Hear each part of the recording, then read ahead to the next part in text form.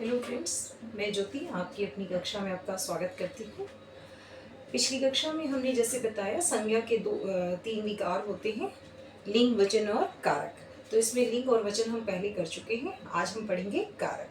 ठीक है, तो बिना देर किए शुरू करते हैं। अगर आपको मेरे द्वारा बनाए गए ये वीडियो पसंद आ रहे हैं तो लाइक, शेयर, सब्सक्राइब करें और साथ में अपना अभ्यास भी करें। ठीक है, जब अभ्यास करते हैं तो चीज़ें या कॉन्सेप्ट आपको बहुत अच्छे से समझ आता है। तो इसी आशा के साथ कि आपको ये वीडियो बहुत पसंद आएगी और जो मैं आपको समझा रही हूँ, अगर आप इसको एक बार अपनी किताब के साथ पढ़ेंगे, मतलब किताब पढ़ें और उसके बाद वीडियो को देखें, तो आपको कॉन्सेप्ट बिल्कुल क्लियर होगा। तो शुरू करते हैं। आपको बता दिया था मैंने कि संज्ञा के विकार, यहीं से शुरू करते हैं, यहीं पे छोड़ा था मैंने। संज्ञा के विकार, कितने विकार मैंने बताया आपको? तीन, लिंग, वचन और कारक। ठीक है, तो ये दो हम कर चुके हैं। ठीक, आज हम कारक पढ़ेंगे। ठीक है, ठीक, तो कारक क्या होते हैं, इनकी परिभाषा, भेद और इनके चिन्ह, फिर कैसे उनको वाक्य में प्रयोग किए जाते हैं, ये बहुत इंपॉर्टेंट है। क्योंकि कोई भी वाक्य को पूरा करने के लिए कारक की बड़ी अहम भूमिका होती है। ठीक है, तो बहुत इम्पॉर्टेंट है, हमेशा इनसे प्रश्न जरूर आते हैं। थोड़ा ध्यान देकर आप इसको सीखें और घर पर बहुत अच्छे से अभ्यास करें। ठीक है, शुरू करते हैं। ठीक है, पहले कारक की परिभाषा एक बार समझते हैं। कारक का अर्थ क्या होता है, कारक का मीनिंग क्या है, क्या हम कारक को कहते हैं। ठीक है, तो कारक का जो शाब्दिक अर्थ है ना, जो उसका वर्ड मीनिंग है, वो क्या है? करने वाला। ठीक है, कोई काम करने वाला। भाई कोई अगर वाक्य बोला जाएगा तो उसमें क्या होगा? कोई कार्य हो रहा होगा। तो अगर कोई कार्य हो रहा है वही इसका मतलब होगा। ठीक है, तो कारक का शाब्दिक अर्थ है, शाब्दिक अर्थ है करने वाला। ठीक है, यानी कोई जो क्रिया की जा रही है, कोई एक्शन जो किया जा रहा है वो किसी के द्वारा किया जा रहा है, तो करने वाला। ठीक है, तो अब हम इसकी परिभाषा, एक बेसिक परिभाषा हम देख लेते हैं, उसके बाद इसकी भेद देखेंगे। ठीक है, चलिए, कारक का शाब्दिक अर्थ क्या है? करने वाला। तो ठीक है, देखिए, जब वाक्य में किसी संज्ञा या सर्वनाम का किसी क्रिया, ठीक है, क्रिया या किसी अन्य शब्द के साथ कोई संबंध होता है। ठीक है, जब किसी वाक्य में संज्ञा सर्वनाम का क्रिया या किसी अन्य शब्द के साथ संबंध होना ही कारक है। ठीक है, देखिए, अब मैं लिखती हूँ, उसके बाद इसका एक एग्जाम्पल बताती हूँ तो आपको अच्छे से बात समझ आ जाएगी। ठीक है, किसी वाक्य में संज्ञा सर्वनाम का क्रिया या किसी अन्य शब्द के साथ, किसी अन्य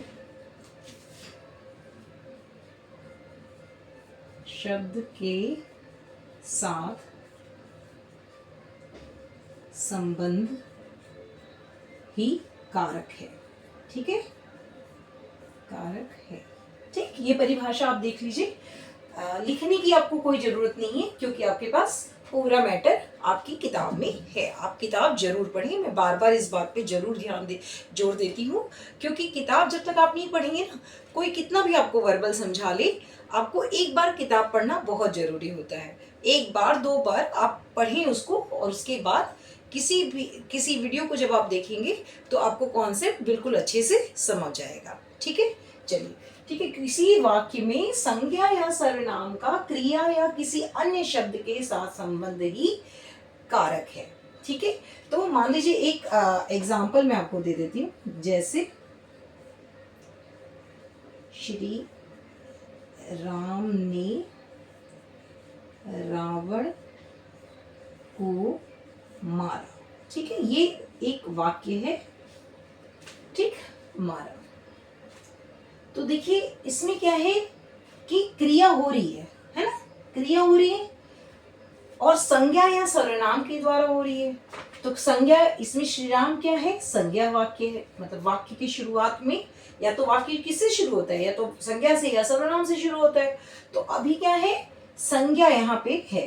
संज्ञा का संबंध किससे है, रावण ने, है ना, सॉरी श्री राम ने रावण को। तो इसका संबंध आगे के वाक्य से है। ठीक है, वाक्य तब तक कंप्लीट नहीं होगा जब तक उसमें ये परसर्ग नहीं लगेंगे। ठीक है, वाक्य को पूरा करने के लिए विभक्ति या परसर्गों का होना अनिवार्य है और तभी वो वाक्य सटीक लिखे जाते हैं। ठीक है, इतनी बात समझ में आ रही है।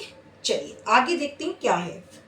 आगे जो आप इनके परसर्ग और इनके भेद पढ़ेंगे ना, तो ये चीज और भी आपको बिल्कुल क्लियर हो जाएगी। ठीक, चलिए इतनी बात तो समझ में आई होगी आई थिंक। ठीक है, चलिए शुरू करते हैं।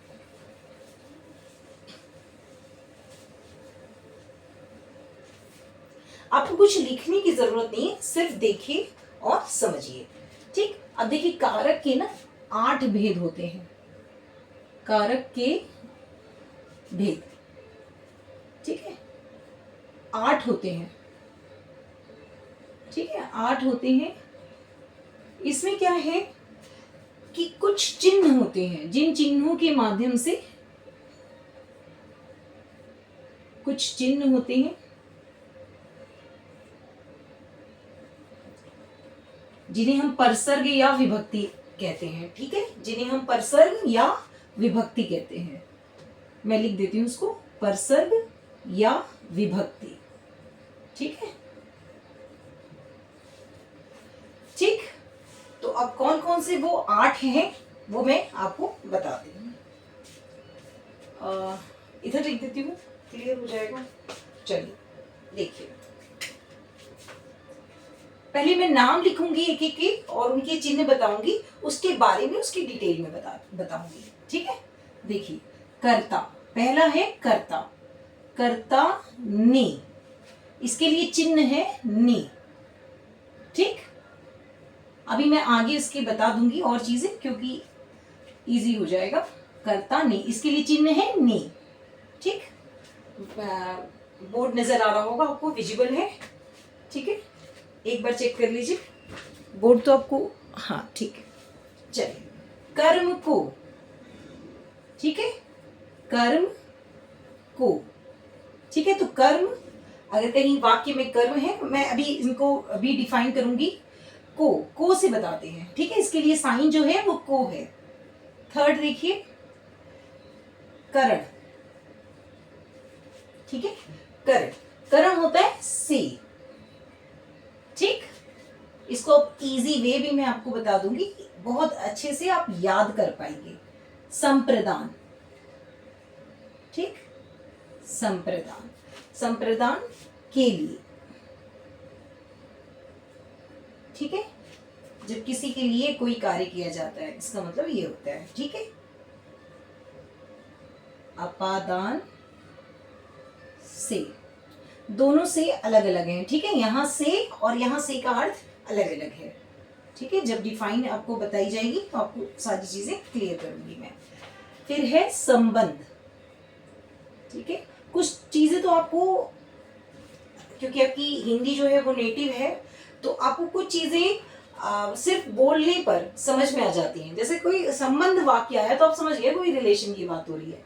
ठीक है, तो संबंध, संबंध में आ जाएगा आपका जैसे का, की, के, है ना, ना, नी, ने, कुछ इस तरह के वाक्य में अगर आते हैं तो वो संबंध बताते हैं। ठीक है,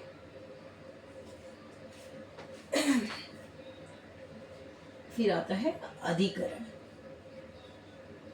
ठीक, में। ठीक, और 8th नंबर पर आता है आपका संबोधन। ठीक, ठीक है, यहां तक आपको बात समझ में आई। संबोधन के लिए हे, एक ये वाक्य ये होता है, अरे, एक्सक्लेमेटरी होते हैं एक्चुअली ये, ठीक है। तो इस तरह के जो होंगे वो सब होता है, ठीक है। तो अब हम एक एक को डिफाइन करते जाते हैं जिससे आपको सारी चीजें समझ में आएंगी। पहले मैं पढ़ देती हूँ, कर्ता ने, ठीक है, कर्म को करण से संप्रदान के लिए अपादान से संबंध काकी के नानी ने अधिकरण में संबोधन हे ओ अरे, जैसे बुलाते ना कोई किसी को, ओ सुनो, ठीक है। चलिए शुरू करते हैं। तो अभी मैं इधर मिटा रही हूँ, इसको मैं ऐसे ही लिखा रहने देती हूँ, इधर मैं रब कर देती हूँ जिससे आपको मैं इधर चीजें समझा सकूं। सबसे पहले कर्ता देखते हैं, ठीक है। कर्ता हम देखेंगे, देखिए कर्ता कौन होगा, आप सोचिए। जैसा हमने अभी बताया कि कर्ता नाम से ही आपको समझ में आ रहा है कि कोई कार्य, यानी कि वाक्य में जो भी क्रिया करने वाला बंदा होगा, यानी चाहे वो सर्वनाम से शुरू हो या संज्ञा से, तो वाक्य में संज्ञा या सर्वनाम के द्वारा जो क्रिया की जा रही है, जो करने वाला है वही कर्ता है, ठीक है। वाक्य में किसी वाक्य में क्रिया करने वाला संज्ञा या सर्वनाम ही कर्ता होता है, ठीक है। किसी वाक्य में, अब देख लीजिए इसको, किसी वाक्य में क्रिया करने वाला जो होगा, है ना, क्रिया करने वाला कौन होगा, संज्ञा या सर्वनाम, संज्ञा या सर्वनाम, ठीक, कौन होगा, कर्ता कहलाएगा। अब एक एक को हम देखेंगे, कर्ता कहलाएगा, कहलाता है, ऐसे कर देती हूं मैं इस वाक्य को। अब देखिए, जैसे, चलिए कोई वाक्य बताइए, आप ही बताइए। जैसे अभी मैंने पहले वाक्य लिखा, या दूसरा वाक्य ले लेते हैं, राम ने कविता सुनाई, ठीक है। अब देखिए यहाँ पे बहुत ध्यान देने वाली बात है, मैंने बताया आपको कर्ता कौन होता है, ने। अब देखिए यहाँ पे चिन्ह भी आ गया, ने, ठीक है। राम ने कविता सुनाई, तो मेन एक्शन कौन कर रहा है यहाँ पे, क्रिया से किसका मेन संबंध बन रहा है, राम का, ठीक है। राम ने कविता सुनाई, राम ने कहानी सुनाई, राम ने रावण को मारा, ठीक है। तो अगर जितने भी वाक्य हैं उसमें जो मेन क्रिया करने वाला है वही क्या है, कर्ता है, ठीक है। इतनी बात समझ में आ रही है। तो राम ने कविता सुनाई, राम का, अगर इसको मैं छुपा दूं, जैसे मैंने आपको कहा कि कारक जो होते हैं वो बहुत महत्वपूर्ण होते हैं, अगर इनमें ये ना लगाए जाए तो वाक्य अपूर्ण रहेगा, कभी कभी अर्थ का अनर्थ भी कर सकता है अगर इन चीजों को आप ध्यान से ना लगाएं, ठीक है। ठीक, अब इसको आप इधर कर दीजिए, नहीं आएगा। अगर हम ऐसे कर दें, राम कविता ने सुनाई, ऐसे तो गलत हो जाएगा, ठीक है। तो इनका सही जगह पर प्रयोग भी जरूरी है। राम ने कविता सुनाई, ठीक, यहां तक क्लियर हो गया कि वाक्य में क्रिया का जिसके द्वारा क्रिया की जा रही है, जो भी हो, वो संज्ञा हो या वो सर्वनाम हो, वही कर्ता होता है। जो क्रिया करता है वही क्या कहलाएगा, कर्ता कहलाएगा। इतनी बात आप लोगों को समझ में आ गई। चलिए नेक्स्ट देखते हैं। अब हम देखते हैं कर्म, ठीक है, मैंने ये करवा दिया आपको। अब देखते हैं कर्म, कर्म किसे कहेंगे, अब वो देखते हैं। सेकंड देखिए अब, ठीक, अब हम कर्म पढ़ते हैं कि कर्म देखिए क्या होगा। कर्म जैसे आपको नाम से लग रहा है, कर्म यानी कोई कार्य जो हुआ, ठीक है, जो काम किया गया, ठीक। कर्म कौन हुआ, जो कार्य किया गया। कैसे कार्य किया गया, अब हम दूसरा इसका सेंटेंस लेते हैं।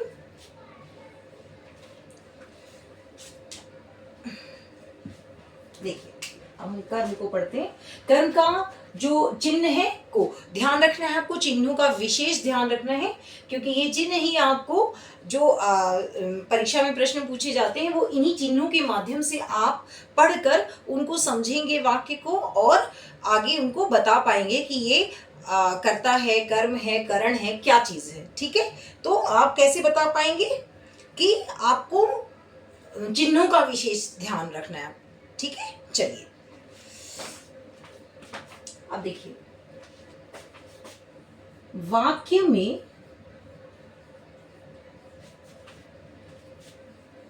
क्रिया का फल जिस पर पड़े, क्रिया का फल, क्रिया का फल क्या होगा, यानी कि कोई एक्शन हो रहा है तो उसका कोई परिणाम भी होगा, है ना, तो वो फल हो गया। ठीक, कोई फ्रूट की बात नहीं हो रही है। वाक्य में क्रिया का फल, यानी जब हम एक्शन कर रहे हैं, क्रिया यानी कोई एक्शन वर्ड, ठीक है, तो जब क्रिया का कोई फल होगा, फल जिस पर, जिस संज्ञा या सर्वनाम पर पड़ेगा, ठीक है, जिस भी संज्ञा या सर्वनाम पर पड़ता है। देखिए, वाक्य में क्रिया का फल जिस संज्ञा या सर्वनाम पर होगा, ठीक है, होगा, वह क्या होगा, वह आपका कर्म हो जाएगा, वह कर्म होगा। ठीक है, आप समझिए वाक्य को, कर्म होगा। ठीक है, एक बार परिभाषा समझ लीजिए, वाक्य में क्रिया का फल, जैसे मैंने आपको बताया कि अगर एक्शन हो रहा है तो उसका फल किसी को मिलेगा, ठीक है, मतलब कहीं ना कहीं उसका परिणाम भी होगा, तो वो परिणाम ही क्या होगा, जिस पर पड़ रहा है, चाहे वो कौन सी, क्या वो तो संज्ञा हो या फिर वो सर्वनाम हो, वो क्या कहलाएगा, कि वो क्या कहलाएगा, कर्म हो जाएगा, वो कर्म होगा। ठीक है, तो एक एग्जाम्पल से इसको समझ लीजिए।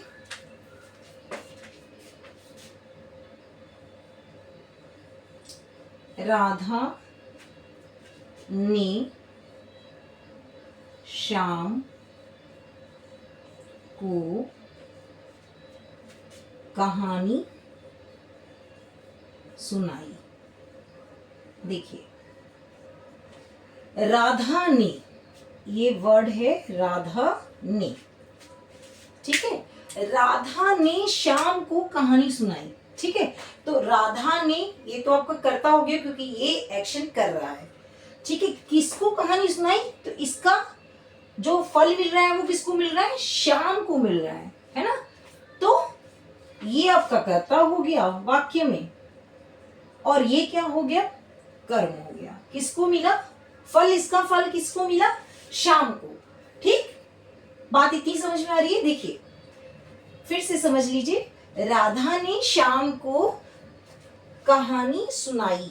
ठीक, तो राधा ने शाम को कहानी सुनाई, जो कहानी सुनाई गई उसका फल मतलब किसको मिला, कहानी किसने सुनी, शाम ने सुनी, तो शाम को फल मिला, तो इस तरह से ये कर्म हो जाएगा। ठीक है, इतनी बात समझ में आ गई। चलिए आगे देखिए, चलिए अब थर्ड देखते हैं हम। थर्ड क्या है, करण। ठीक, थर्ड आपका है करण। आप इन चिन्हों का विशेष ध्यान रखें, जैसे शाम को, है ना, कर्म के साथ को आ गया था, आपको समझ में आ गया। ठीक है, अब आगे देखते हैं करण। करण में क्या है, विभक्ति चिन्ह से। ठीक, तो करण कौन होगा, करण का देखिए अर्थ क्या होता है, करण का मतलब होता है साधन। ठीक है, कोई साधन, है ना, कि क्या चीज है वो, ठीक है, कोई साधन जिसके द्वारा कोई कार्य किया जाए, है ना। मान लीजिए, मैं इसको पहले लिख देती हूँ, डिफाइन कर देती हूँ,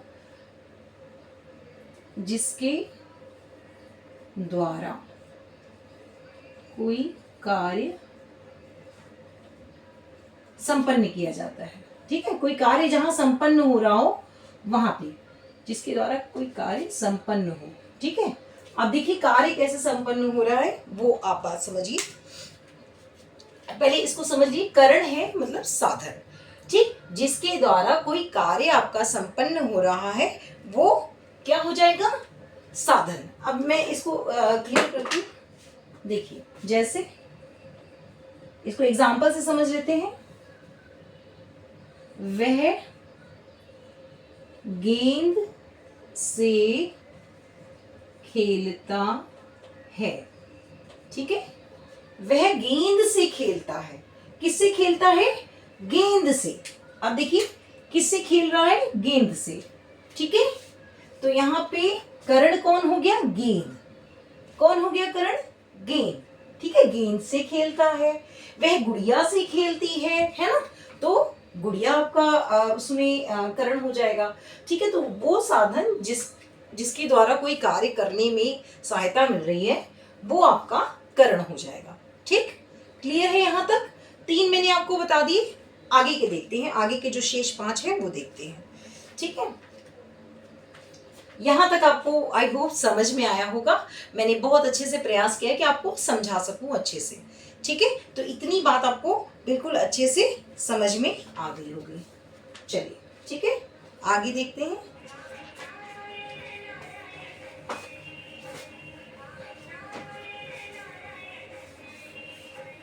ठीक, अब नेक्स्ट देखते हैं। नेक्स्ट है संप्रदान। ठीक, नेक्स्ट है संप्रदान। ठीक, संप्रदान के लिए जो चिन्ह है वो है के लिए। ठीक है, के लिए ध्यान रखिए, एक एक आप इन चिन्हों को आपको स्पेशली याद करना होगा, इसको याद करना पड़ेगा आपको। लेकिन ये याद करने की सबसे अधिक अच्छी तकनीक यही है, कर्ता ने कर्म को करण से, ऐसे आप याद करेंगे तो आपको इजी याद हो जाएगा। कर्ता ने कर्म को करण से, संप्रदान के लिए अपादान से, संबंध का की के, नानी ने रारी रे, इस तरह से आएगा अधिकरण में, और संबंध हे ओ अरे, ऐसे याद कर लीजिए, आपको इजी याद हो जाएगा। एक कविता के फॉर्म में आपको पूरा याद हो जाएगा। ठीक है, मतलब आपको ज्यादा टाइम नहीं लगेगा, आप सिर्फ समझिए और उसके बाद इसको 1-2 बार आप पढ़िए, बिल्कुल इजी वे में याद हो जाएगा। ठीक है, चलिए देखते हैं। एक सेकेंड।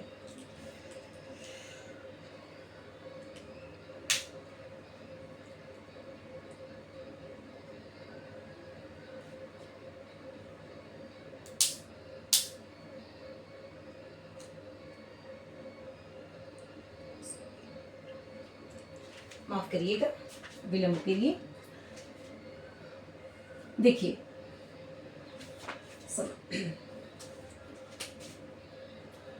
जब संज्ञा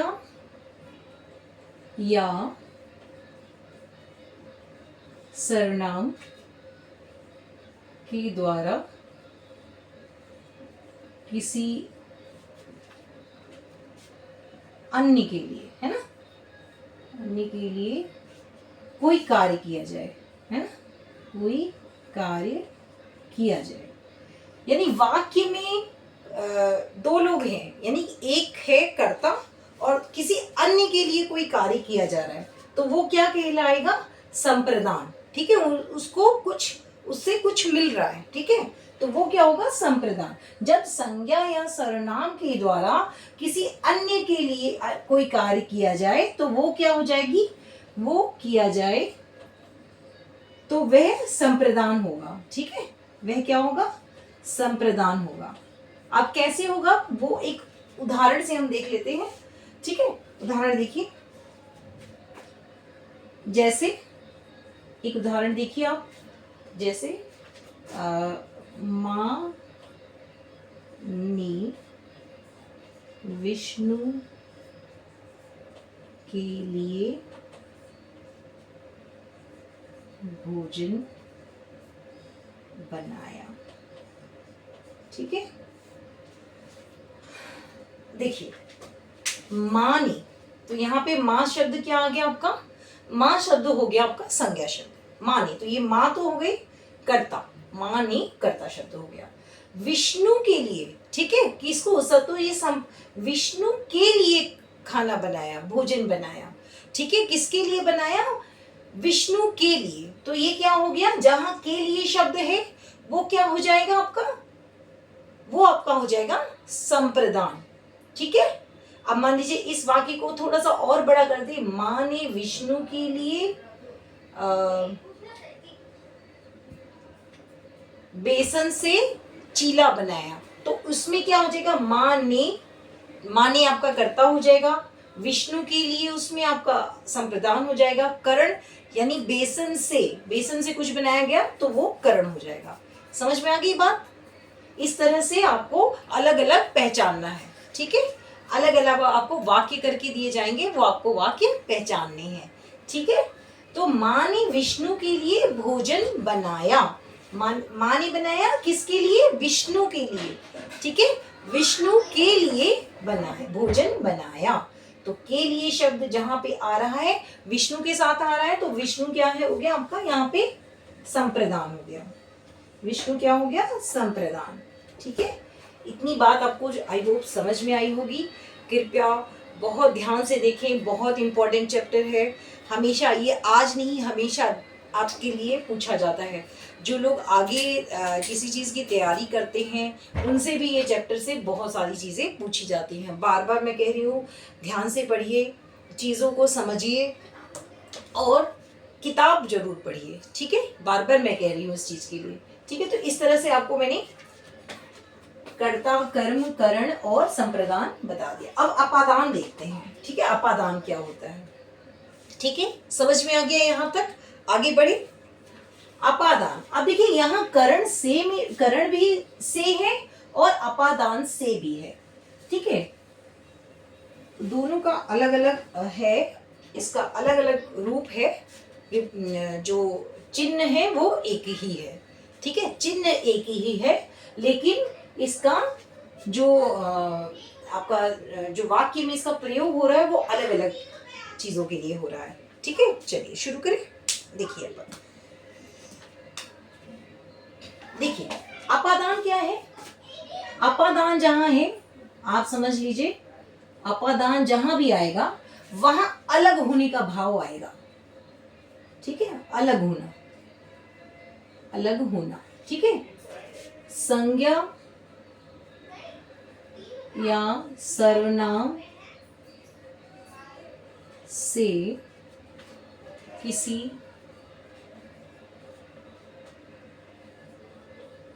अलग होने का भाव, यानी अलग होने का कहीं भाव आ रहा है तो वहां अपादान है।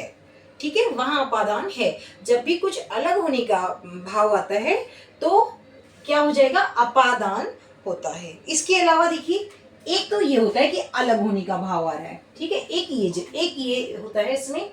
दूसरा, जब आप तभी इसको कर पाएंगे अलग अलग जब आप चीजों को समझ लेंगे। एक तो अलग होने का भाव आएगा, पहला। दूसरा क्या हो सकता है? दूसरा डर का भाव भी आ सकता है ना, यानी कोई भाव है डरने का। ठीक है, तो डरने का भाव अगर है, डर का भाव है या डरने का भाव है, तो वहां पे भी अपादान होगा। ठीक है, तो दो कंडीशन है, या तो कोई चीज अलग हो रही है या फिर डरने का भाव है। ठीक है, वाक्य आप देखिए। और अच्छा, इसके अलावा एक चीज और आती है, मैं माफ करिए, मैं इसको रह गया था, मैं बता देती हूँ। एक ये होता है, इसके बाद एक होता है कंपेरिजन, है ना, यानी तुलना। जहां पे हम तुलना करते हैं वहां भी अपादान होता है। ठीक है, अभी हम उदाहरण से इसको समझेंगे। तुलना जहां हम करते हैं, तुलना की जाए, वहां भी अपादान हो जाए, जहां भी तुलना की जाए। ठीक है, की जाए।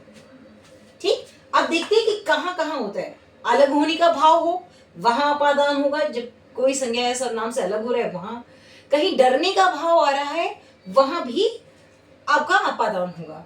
फिर तुलना अगर की जा रही है तो वहां भी अपादान होगा। अब इसको एक बार उदाहरण से समझ लेते हैं। ठीक है, इसको मैं रब करें, उदाहरण से देखिए कैसे होगा। देखिए, सबसे पहले अलग होने के भाव में देख लेते हैं। ठीक है, मान लीजिए पेड़ से फल गिरा। ठीक है, पेड़ से फल गिरा। कहां से गिरा है? पेड़ से गिरा है, संज्ञा से अलग हो गया ये। पेड़ से फल गिरा। ठीक है, पेड़ से फल गिरा, तो यहां सीधी बात है कि अपादान है। ठीक है, आगे बात समझ में। तो जो मैंने आपको पहला एग्जांपल में, एक और देख लेते हैं। मान लीजिए दूसरा एग्जांपल से समझ लेते हैं। मान लीजिए मैंने लिख दिया छत से ईंट गिरी। ठीक है, तो यानी छत जो है वहां से कोई चीज गिर रही है, अलग हो रही है ना। कहां से? ठीक है, तो छत से ईंट गिरी, कहां से अलग हुई? छत से ईंट अलग हो गई। ठीक है, तो यहां पे क्या हो जाएगा? अपादान, अपादान। ठीक है, छत से ईंट गिरी, ठीक, ये वाक्य है। तो छत से अगर ईंट गिरी है तो संज्ञा है, ये यहां से अलग हो गया, मतलब अलग होने का भाव आया, तो ये नियम यहाँ पे काम करेगा। एक और मैंने आपको बताया, डर का भाव हो, मान लीजिए डर का भाव, तो डर का भाव भी देख लेते हैं कि कैसे एग्जाम्पल में आए तो हमें पहचानना है। मान लीजिए बच्चे सांप से डरते हैं, ठीक है, डरते हैं, ठीक। बच्चे किससे डर रहे हैं? सांप से, ठीक है। यहाँ पे देखिए डरने का भाव है, तो डरने का भाव है, आपको कोई इसमें डाउट की बात नहीं है। यहाँ पे बच्चे सांप से डर रहे हैं, सीधी बात है कि ये अपादान का नियम है, अपादान है, और यहाँ पे हम अपादान पे निशान लगाएंगे, ठीक है। कोई डर वाली बात इसमें नहीं है, बहुत इजी चीजें हैं, इम्पोर्टेंट है, इससे बार बार इससे प्रश्न पूछे जाते हैं आपसे।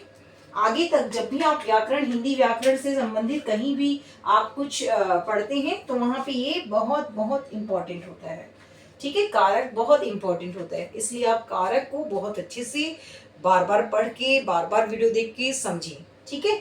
तो बच्चे सांप से डरते हैं, एक ही आ गया। मैंने आपको 3 भाव बताए थे, 3 नियम बताए। एक तो किसी चीज का अलग होने का भाव हो, या फिर कोई डर का भाव हो। एक होता है कंपेयर, जब हम करते हैं, ठीक है, यानी तुलना करना, किसी से हम किसी को कंपेयर करते हैं ना। अब मान लीजिए मैं बोल दूं, सॉरी,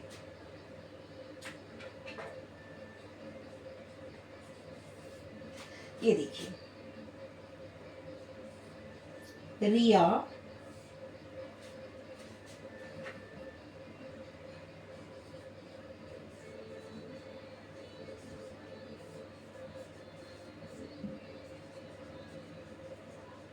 अच्छा गाती है। मान लीजिए मैंने ये लिख दिया, एक वाक्य लिखा मैंने, रिया शिवांगी से अच्छा गाती है, ठीक है, बहुत साधारण वाक्य लिखा। तो यहाँ हमने इन दोनों की तुलना की, रिया शिवांगी से अच्छा गाती है, ठीक है। तो तुलना की जा रही है, जिस वाक्य में तुलना की जाएगी वहां पे भी अपादान होगा। रिया शिवांगी से अच्छा गाती है, तो आप समझ लीजिए कि जहां पे एक तो अलग होने का भाव आ रहा है ना, किसी संज्ञा या सर्वनाम से अलग होने का भाव आ रहा हो किसी वाक्य में, तो वहां क्या होगा? अपादान होगा। दूसरा, कहीं डर का भाव है, वहां भी क्या होगा? हमेशा अपादान होगा। फिर अगर कोई कंपेयर किया जा रहा है, किसी को एक से दूसरे का कंपैरिजन हो रहा है, वहां पे भी आपका क्या होगा? हमेशा अपादान होगा, ठीक है। इतनी बात आपको समझ में आई होगी। आगे देखते हैं। देखिए ना, जैसे नाम से मैंने आपको बताया, अपादान की बात है संबंध, ठीक है, यानी एक का संबंध दूसरे से होना, संबंध, ठीक है, एक का संबंध दूसरे से होना, संबंध का, ठीक है, संबंध कारक। तो संबंध कारक क्या है? जहां एक का संबंध दूसरे से हो, ठीक है, एक का संबंध दूसरे से होना, यानी कोई संज्ञा सर्वनाम है उस वाक्य में और उसका संबंध दूसरे से भी है, ठीक है।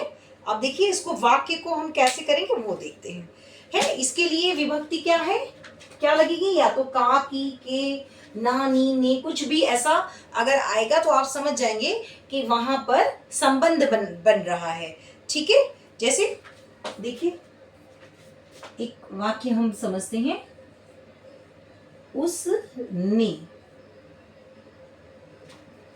उसने तुम्हारी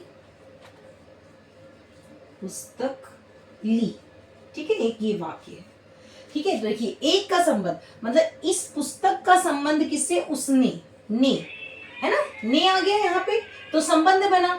तुम्हारी, किसकी पुस्तक ली है? तुम्हारी, ठीक है, तुम्हारी, तो इसका संबंध इसने पुस्तक का। आप देखिए वाक्य में, उसने तुम्हारी पुस्तक ली, यानी संबंध बन रहा है, ठीक है। तो जहां भी संबंध बने वहां पे आप क्या कर देंगे? एक मिनट, इसको साफ कर देते थोड़ा सा, एक सेकंड। आई थिंक बोर्ड आप लोगों को अच्छे से विजिबल हो रहा होगा, हो रहा है, चलिए ठीक है। उसने तुम्हारी पुस्तक ली। ठीक है, क्लियर है? तो उसने तुम्हारी पुस्तक ली, इसमें देखिए जहां संबंध बन रहा है, जैसे यहाँ देखिए ने आ गया, ठीक है, यहाँ पे ने भी आ गया, है ना। तो संबंध के लिए आपका इन विभक्तियों का आना भी जरूरी है। ठीक है, विभक्ति भी आएंगी, आप उनसे भी पहचान पाएंगे। ठीक है, और देखिए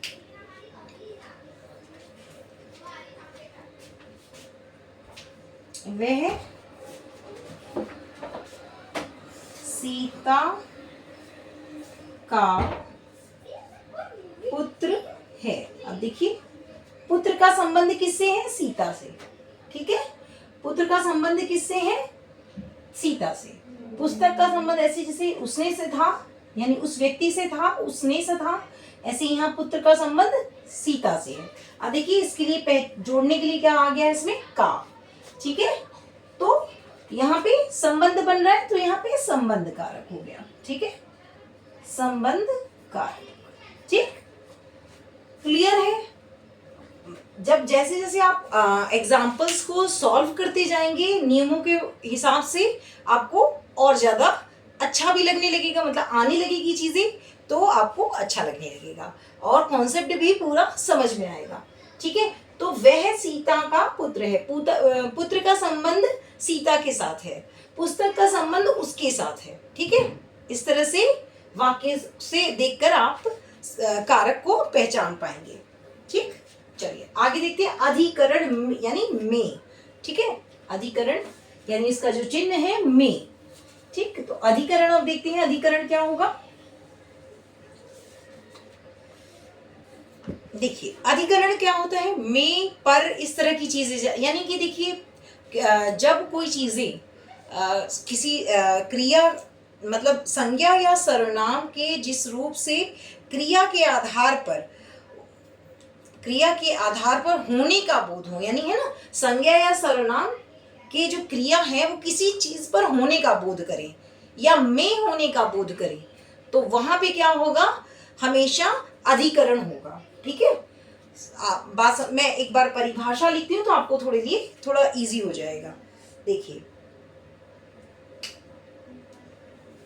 ठीक है, आधार। ठीक, अधिकरण क्या है? आधार है। ठीक, अधिकरण का अर्थ है आधार। तो संज्ञा या सर्वनाम के जिस रूप से क्रिया के आधार का बोध हो। ठीक है, आधार आपको इसमें नाम से भी समझ में आ रहा है। अधिकरण यानी कोई बेस है ना, कोई बेस है। ठीक है, अब देखिए इसको हम समझते हैं बोध हो, सॉरी। ठीक है, अधिकरण। तो अब इसको हम एग्जाम्पल से देखते हैं। जैसे देखिए उदाहरण से समझते हैं। गिलास, मेज पर है। ठीक है, पर है, जैसे मैंने यहाँ पे सिर्फ में लिखा है, ऐसे पर ऐसे भी आता है ना, या तो में होगा या पर होगा। ठीक है, पर। अब देखिए गिलास जो है, गिलास कहाँ पे है? मेज पर है, तो यानी मेज आधार हो गया, है ना, तो मेज पर है, तो इसमें क्या बन गया? ये अधिकरण हुआ। ठीक है, मेज पर है यानी कि गिलास का आधार कुछ है ना, कहीं पे वो है, तो वो कहाँ पे है? मेज पर है। एक और देख लेते हैं। कमल सरोवर में खिला है। ठीक है, अब देखिए कमल, कमल शब्द आपका हो गया संज्ञा। अब इस संज्ञा का आधार क्या है? सरोवर में। ठीक है, सरोवर में खिला है। कमल कहाँ खिला है? सरोवर में खिला है। ठीक है, तो इसका आधार क्या है? सरोवर। तो सरोवर वाक्य आपका क्या हो जाएगा? अधिकरण हो जाएगा। सॉरी। ठीक है, तो यहाँ पे मेज पर अधिकरण है, यहाँ सरोवर में अधिकरण है। ठीक है, इतनी बात समझ। अधिकरण का अर्थ है कोई आधार, कोई बेस। ठीक है, चलिए नेक्स्ट देख लेते हैं, आखिरी है, इसके बाद क्लास समाप्त करूंगी। अगली कक्षा में मिलेंगे एक नए चैप्टर के साथ। और अगर आपको वीडियो आज का अच्छा लगे तो लाइक सब्सक्राइब करना ना भूलें, अपने दोस्तों के साथ शेयर भी करें, और साथ साथ कमेंट में मुझे ये बताएं कि आप अगर किसी कॉन्सेप्ट पर स्पेशल वीडियो चाहते हैं तो मैं वो भी आपके लिए बनाने की पूरी कोशिश करूंगी। संबोधन कारक देखते हैं।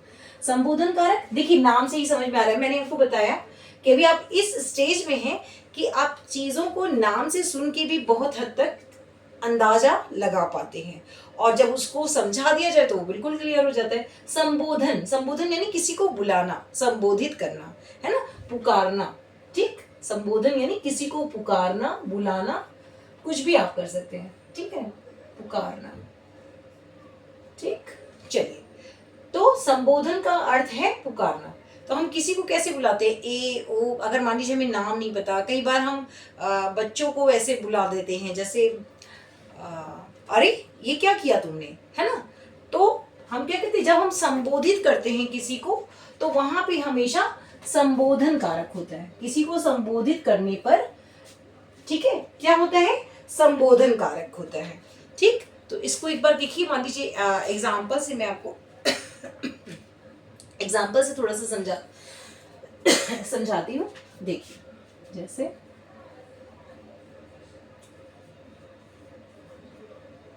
अरे बच्चों शोर मत करो। ठीक है, जनरली बच्चे शोर करते हैं तो हम लोग क्या बोलते हैं, बच्चों शोर मत करो। अब देखिए इसमें क्या है, अरे बच्चों, है ना। तो अरे का चिन्ह है, ये बहुत आसान होता है इसमें। तो आप जहां भी संबोधन आ रहा है वहां पे इजिली आप संबोधन कारक लिख सकते हैं। तो संबोधन किसको किया जा रहा है, बच्चे को संबोधित किया जा रहा है। तो बच्चा यहाँ पे क्या हो जाएगा, संबोधन। संबोधन कारक क्या हो जाएगा, बच्चा। ठीक है, मान लीजिए कहा हे भगवान, है ना, हे भगवान, ऐसे हम जनरली बोलते हैं, हे भगवान, हे प्रभु। ठीक है, तो ये शब्द क्या हो जाते हैं, जिस भी वाक्य में आएंगे ये संबोधन कारक होते हैं। ठीक है, संबोधन कारक। ठीक है, ठीक है, कोई यहाँ तक जो भी मैंने आपको ये 8 भेद बताए हैं, मैंने पूरा प्रयास किया है कि आपको अच्छे से डिटेल में समझा पाऊँ। एक एक का एग्जाम्पल और उसकी डेफिनेशन के साथ मैंने बताने की पूरी कोशिश की है। आई होप कि आपको ये जो कॉन्सेप्ट मैंने समझाया है अच्छे से समझ में आए। और इसी के साथ मैं अपना वीडियो ख़त्म करती हूँ। मिलते हैं अगली कक्षा में।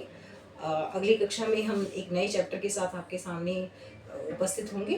तब तक के लिए बाय बाय। ध्यान रखें, अभ्यास करें और बहुत अच्छे अंकों के साथ आपको आगे पढ़ाई करनी है कि बहुत अच्छे आपके अंक आएँ हर विषय में। ऐसा नहीं है कि सिर्फ हिंदी में, सभी विषयों में बहुत अच्छे अंक आए। ऐसी आशा के साथ मैं अपना वीडियो ख़त्म करती हूँ। Thank you.